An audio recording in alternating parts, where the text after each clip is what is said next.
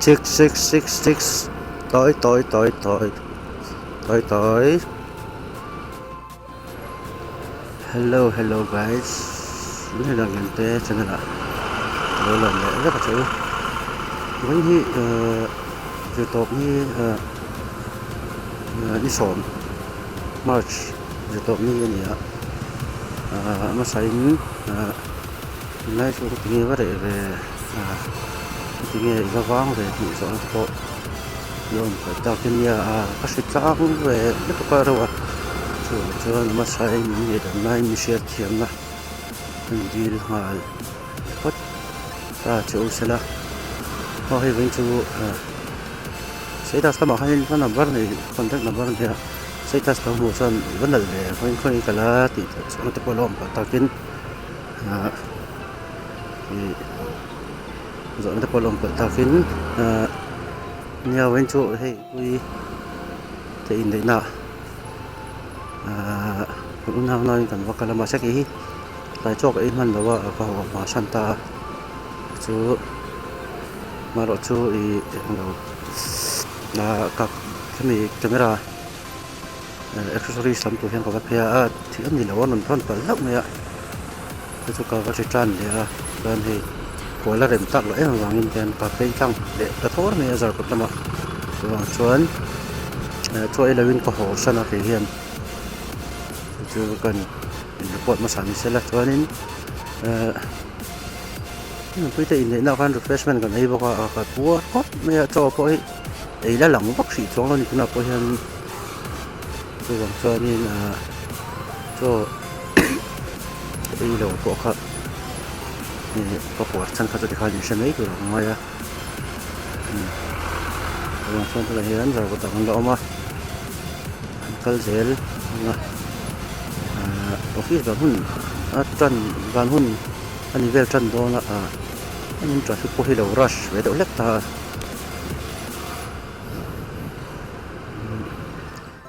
tầm liệu ta réo mà chú phải giờ lại thế còn nhập chung mà chú xe đây có là điểm nữa em vào anh sao mà đây còn có tờ lỗ luôn à có chung phần bên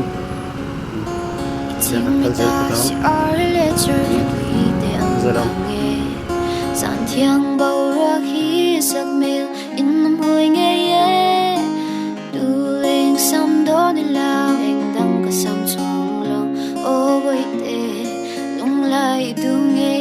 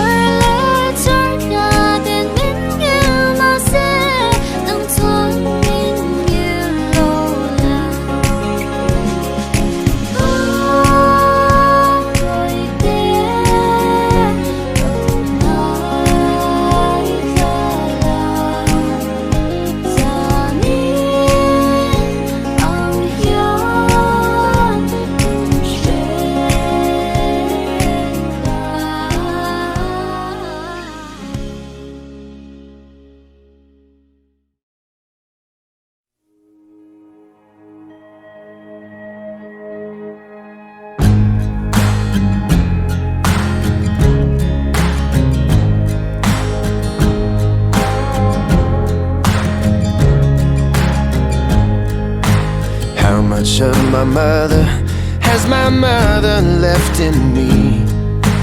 How much of my love will be insane to some degree?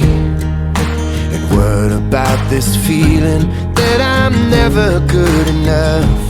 Will it wash out in the water, or is it always in the blood?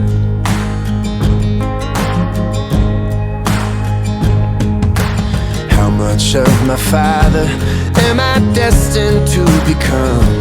Will I dim the lights inside me just to satisfy someone? Will I let this woman kill me, or do away with jealous love? Will it wash out in the water, or is it always in the blood? I can feel the love I want, I can feel the love I need, but it's never gone.